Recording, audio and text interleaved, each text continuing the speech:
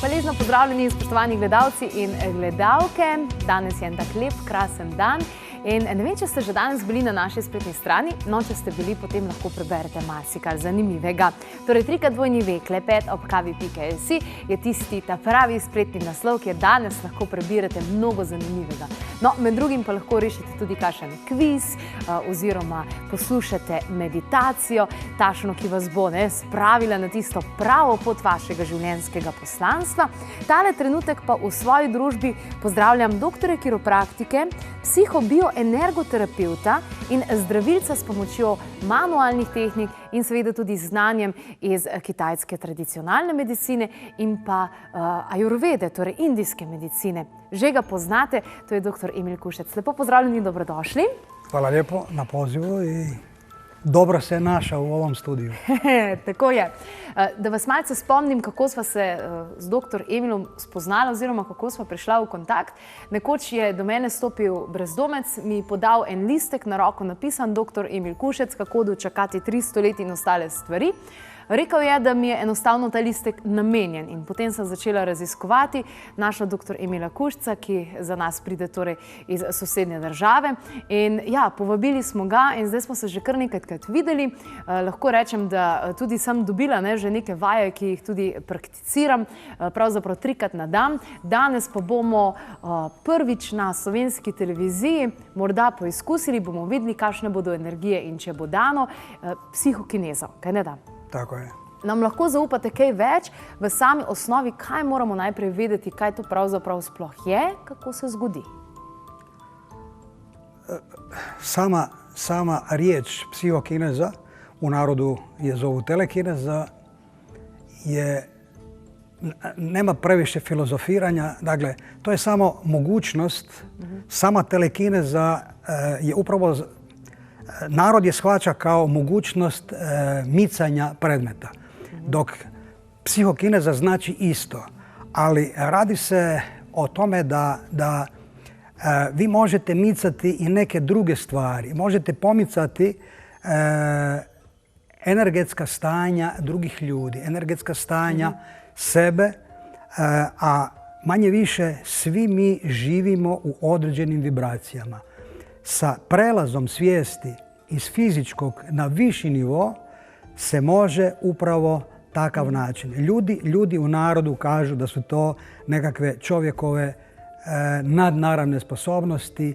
Mi koji znamo, vježbamo i treniramo, mi kažemo da su to urođene sposobnosti. Torej, danes boste priča paranormalnim sposobnostim. Vsaj tako je to splošno znano. Govorimo o premikanju stvari brez dotika. In ja, psihokineza je premikanje stvari brez dotika, tudi tisti, ki to izvajajo, vedo, pa vendarle tukaj ni bistveni del ta, da ti premikaš nek predmet, ampak da lahko premikaš tudi energijo. Se pravi, neko zastalo energijo oziroma nek energijski sistem, da ga lahko premakneš naprej in dejansko s tem človeku tudi pomagaš oziroma sebi. In ja, to, kar dejansko vidimo, in mnogim se to zdi, da gre za paranormalno sposobnost, medtem ko tisti, ki to obvladajo, prakticirajo in tudi vadijo, pravijo temu naša primarna oziroma naša sposobnost, ki smo jo pravzaprav dobili vsi pri rojstvu dejansko. Ja. Neke stvari koje svakako treba spomenuti, sve što je vezano za taj psiho dio, je komunikacija viših nivoa. Običan čovjek u pravilu nema, nažalost, to je sve uspavano, latentno, ne živi za to da bi u sebi aktivirao sve to skupa. I kad nastane bolest, a radi se u nekakvim stvarima koje su ustaljene u osobi i ta osoba nema želje, potrebe ili mogućnosti da sve to skupa promijeni. Samo ću spomenuti, od pamtivijeka ja sam pionir u alternativi. Svi pomaci na bolje kod određenih ljudi, znači zdravstveno popravljanje, svojevremeno su liječnici govorili, a to nije ništa osim placebo. Nažalost, danas ili na sreću svih nas koji tako dugo radimo u alternativi, taj placebo se počeo potvrđivati znanstveno. Takole, torej, gospod je pionir, kar se tiče alternativne medicine in zelo dolgo časa jo že prakticira. In včasih, ko je pomagal različnim ljudem v bolezenskih stanjih, so to rekli, to je placebo efekt. Pa vendarle je kar že pošteno let v tej alternativni medicini in drugih tehnikah zdravljenja, tako da se zdaj placebo efekt že dokazuje, torej je že znanstveno potrjen in dokazan in zelo je vesel, da je pravzaprav lahko priča temu. Sicer pa, ko govorimo o premikanju stvari in tudi premikanju energije, to je tisto, kar bi mogel pravzaprav narediti nekdo, ki zboli. Se pravi, premakniti nekako to energijo, da lahko dejansko ozdravi. Tako. Problem je u tome što se mi pomirimo sa time na čemu smo i ne aktiviramo svoj imunološki sustav. Krenemo sa medikamentima, znači sa pomagalima, zdravilima, pogotovo ovim sintetičkim, i naš organizam, odnosno naš imunološki sustav u tom trenutku jednostavno više nema potrebe sam raditi na popravljanju zdravlja. Torej, zelo je pomemben naš imunski sistem. Naš imunski sistem mora delati in on skrbi za to, da se naše telo samo zdravi. Zdaj pa, če mi damo svojemu telesu sintetična zdravila, to pomeni, da on lahko gre na dopust, kar pomeni, da on ne rabi nič početi, se bojo zdravila sama naredila.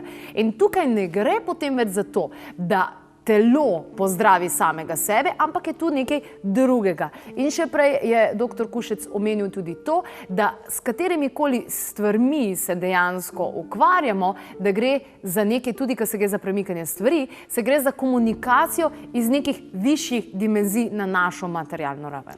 Jer svi oni koji treniraju i vježbaju, ja stalno spominjem preporađanje ili tibetansku tumotehniku, odnosno psihogenu magnetizaciju.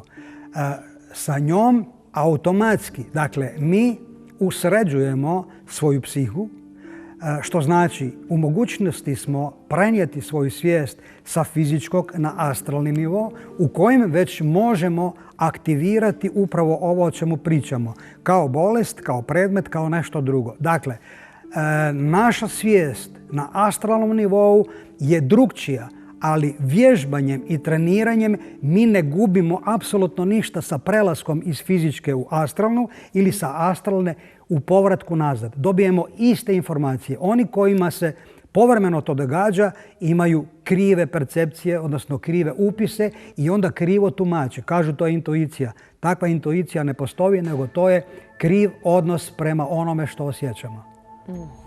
Tako, dr. Kušec je govoril o pomembnosti odnosa z nekimi stvarmi, da kadar mi prehajamo iz astralnega na fizični nivo in iz fizičnega na astralni, gre tukaj pravzaprav za iste informacije. Če kdo pravi, da dobiva karkoli drugega, potem je dejansko že to odraz odnosa. Tako. Znači, psihokineza je samo način kako ustrojiti svoju unutrašnjost sa svojom vanjštinom. Uspostavljamo ravnotežu između tijela i duha. U pravilu to se zove dihotomija. Jedno i drugo. Dakle, dvije različite stvari, ali postaju jedno. Jer tijelo ima svoju inteligenciju, naš koji je dio našeg duha ima drugu inteligenciju. A između su naše misli koje nam rade nesreću. Dakle, placebo je način kako mi svoje misli unijeti u prostor koji je bolestan, promijeniti gen bolesti u gen zdravlja. Dok je nocebo ista stvar, samo obrnuta, idemo protiv sebe i remetimo kemiju koja je u nama. Torej, imamo naš in imamo naše telo. Vsaka ima svojo inteligenco in tisto, kar je vmes, so naše misli, ki nas dejansko zmedejo in vržejo v taka različna stanja. In recimo pri bolanemu človeku in tudi pri placebo efektu gre pravzaprav za to, da mi tisti gen, ki torej ni zdrav, da ga enostavno izkoreninimo. In je to. Pri nocebo efektu je pa v bistvu obratna situacija, ampak gre za isto stvar, se pravi, kot ste že povedali, ne obstajajo neozdravljive bolezni, obstajajo samo pacijenti, ki niso pripravljeni se pozdraviti. Tako. Dakle, preporađanje, životno preporađanje ili tumotehnika, kako ju zovu Tibetanci, mi ovdje na ovim prostorima kažemo esensko životno preporađanje. Sam pojam potječe od Henoka i sama riječ esen dolazi od enohs. Dakle, izvedenica postoje dvije vrste, dakle ili po Henoku ili po Mojsiju, ali te stvari uopće nisu bitne, bitna je tehnika. Od tada postoji esensko bratstvo koje specifično živi. Između ostaloga, oni su prvi počeli, odnosno znaju ili poznaju taj paralelni svijet u kojem između ostaloga, jer postoji astralni, postoji tako i nebeski svod. U astralnom između ostaloga žive zaostali elementali ili duše s kojima se također može komunicirati. Danas te ljude zovu ili psihisti ili mentalisti ili oni koji razgovaraju sa dušama, odnosno šaptači dušima. Torej, mogoče ste že, verjetno ste že tudi v naši oddaji srečali za tiste, ki se pogovarjajo z umrlimi, za mentaliste in ostale ljudi. Vsi ti pravzaprav nosijo podobno znanje. Znanje, ki izvira oziroma ga širijo tudi esensko, se pravi esensko življenjsko prerojevanje. In tukaj gre za posebna znanja, ki so se torej ohranjala in torej to niso paranormalna znanja, ampak so naša naravna znanja. Le mi smo jih toliko zgodili, da jih gledamo dejansko kot... To su prirodna znanja. Evo, sad ću ja probati nešto.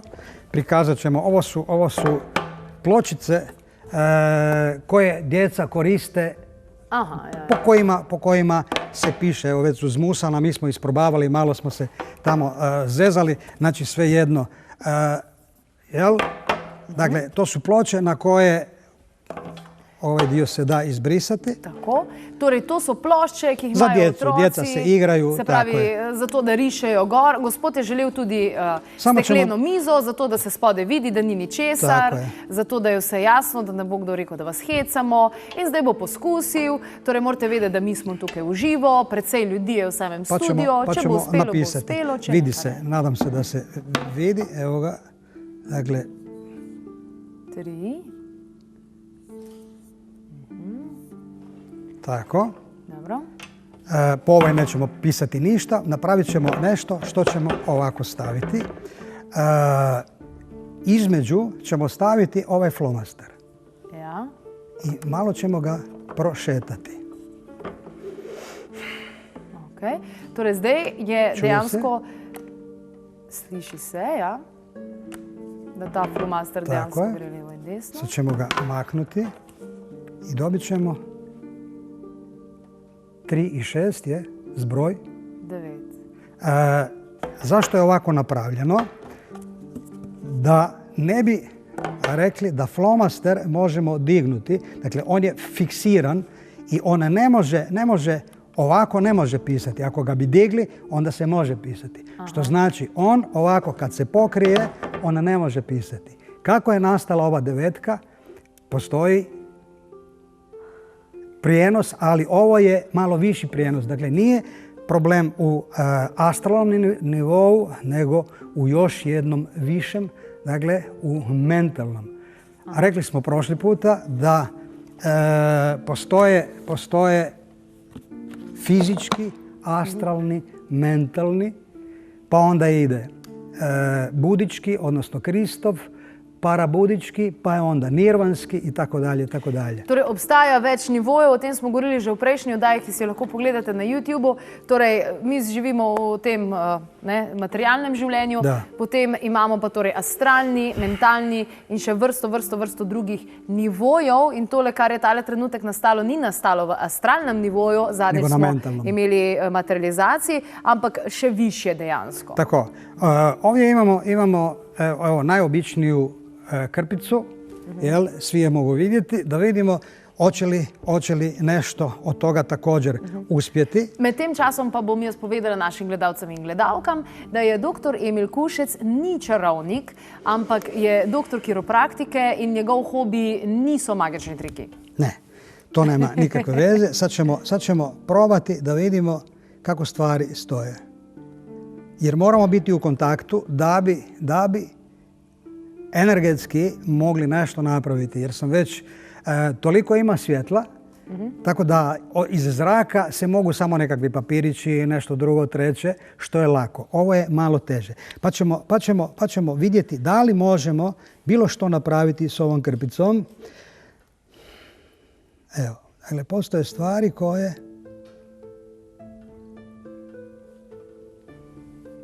nema apsolutno ničega. Wow. Torej, kot ste sami videli, ni bilo pravzaprav za nič, krpa je šla pa sama od sebe gor. Iz katerega nivoja je pa to? To je također mentalni. Mentalni? Jer, tako je, vi morate biti sasvim odvojeni od onog što je stvar. To je stvar, najobičnija stvar.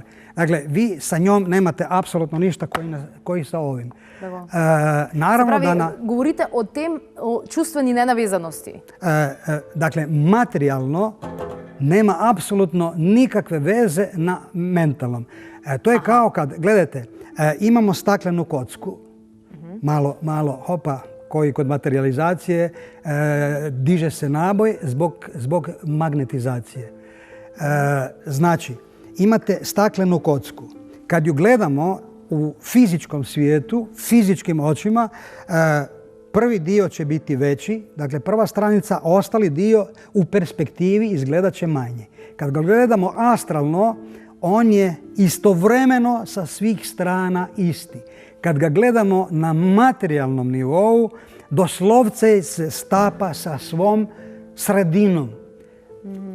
Torej, vse stvari, predvsem pa fizične stvari, nimajo nobene veze z mentalnim nivojem. In zanimiv je tudi pogled recimo na stekleno kocko, ki je torej na mizi, iz astralnega in iz mentalnega. Pravzaprav gre za čist drugačen pogled, kar se tega tiče. Svaki onaj koji vi ste počeli, odnosno krenuli ste sa ovom vrsti psihogene magnetizacije, odnosno preporađanjem, najčešće ljudi žele sve to skupa naučiti upravo zato da bi mogli vladati sa stvarima oko sebe. Prva stvar kojom se preporađanjem dobije, to je red koji znači zdravlje, mir koji znači ono da na nas doslovce apsolutno ništa ne djeluje, naročito ne stres bez kojega ne možemo živjeti, u kojem se, dakle u tjelesnom sustavu se taj adrenalin, odnosno kortizol, doslovce ne diže. Vladamo s ovom, zato postoje škole preporađanja koje mi vodimo u našem esenskom hramu u Hrvatskoj i ja sam gost po svijetu. Skupi se dovoljan broj ljudi, dođem pod učin, dakle prvi, drugi, treći, četvrti, peti, šesti, odnosno 6 je nižih, 6 viših i 3 visoka stupnja. Torej, gre za posamezne stopnje, govorimo o psihogenem prerojevanju.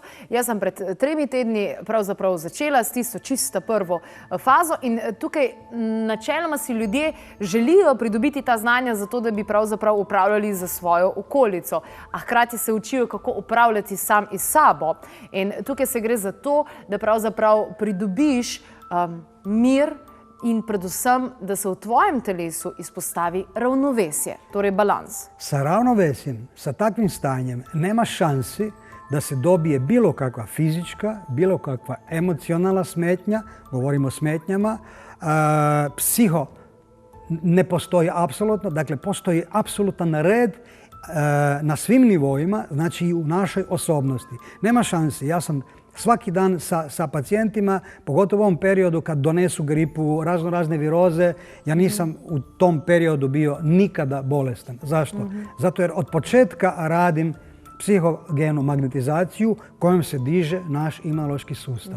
Torej, pri psihogeni magnetizaciji gre za to, da se že dvigne sam imunski sistem in ko je dejansko telo v ravnovesju, nobene te smeti ali čustvene ali fizične pravzaprav ne morejo priti do nas, se pravi, ne morejo negativno vplivati na nas, sicer pa vsa ta prerojevanja, na katerega sem se podala tudi sama, gospod izvaja v okviru Esensko-bratskega hrama, torej na Hrvaškem, Hrvaškem in je pravzaprav tudi gost po vsem svetu.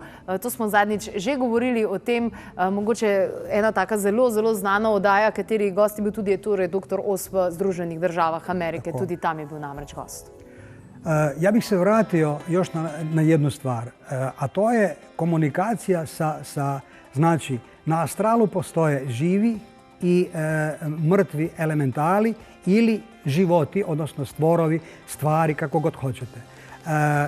Sa živima, između ostaloga, su zaostali duhovi nekih koji nisu otišli tamo gdje su trebali otići.